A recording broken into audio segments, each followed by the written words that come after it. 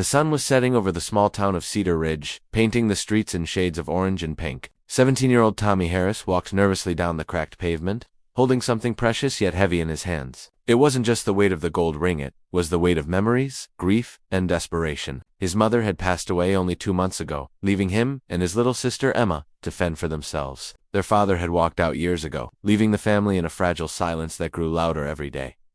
Tommy clutched the ring tightly, its surface scratched but still glinting under the fading sunlight. It had belonged to his mother, passed down from her mother before her, a symbol of love, protection, and family. But life had gotten harder since she died. The rent was overdue, the fridge was nearly empty, and Emma kept asking for school supplies he couldn't afford. Tommy had no other choice.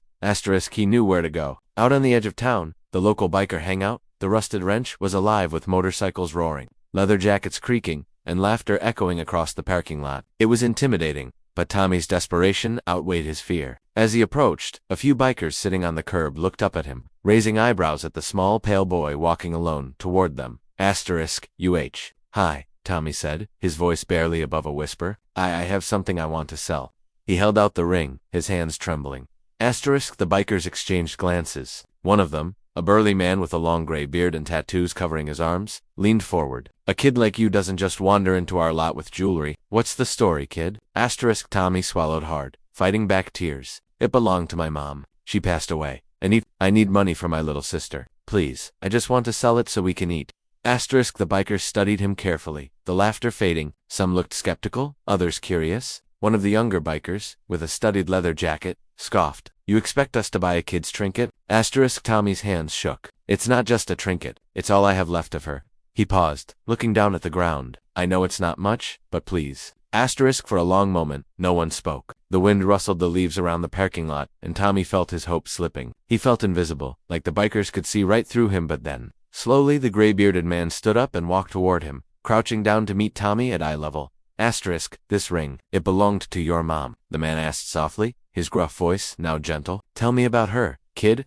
Tommy hesitated, then spoke, his words trembling but honest. He told him about his mom, her laugh, her courage, how she always made them pancakes on Sunday mornings, how she held them tight when storms rolled in both outside and inside. The bikers listened, quiet, letting his words fill the lot. By the time he finished, the ring felt heavier than ever, not because of its gold, but because of everything it represented. And for the first time that evening, Tommy didn't feel scared. He felt seen. The gray-bearded biker studied Tommy for a long moment, the setting sun casting shadows across his weathered face. The lot was silent, except for the faint hum of motorcycles idling nearby. Then, slowly, he reached out and took the ring from Tommy's trembling hands.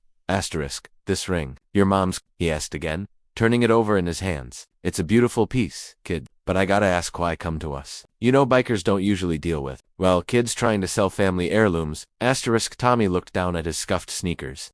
I didn't know where else to go. I needed money for my sister. We haven't eaten properly in days. I thought maybe someone here could help. His voice cracked. The man's eyes softened. Kid, you've got guts coming here on your own. Most adults wouldn't dare. He handed the ring back. But selling your mom's ring? That's something else. Another biker, younger, with arms crossed and a skeptical frown, finally spoke. So what? We just let him walk away with nothing? Kid's got guts, but he's risking a lot coming here. The gray-bearded man shook his head slowly. No, it ain't about buying the ring. It's about helping someone who needs it. You're a brave kid, but brave doesn't mean alone. He nodded to a few others, who silently understood. Then, unexpectedly, one of the bikers pulled out a small envelope from his jacket. Here, he said, handing it to Tommy. It's not much, but it's enough to cover food for a weekend. Maybe get your sister some school supplies. Tommy stared, stunned. His lips trembled, and tears welled up. I don't know what to say. You don't need to say anything, the gray-bearded biker said. Just take care of your sister. That's what your mom would want. Suddenly, the air in the lot changed. Laughter returned, softer this time, like warmth spreading through the cold evening. The bikers who had seemed intimidating before now looked humankind, protective, and quietly proud of the young boy in front of them.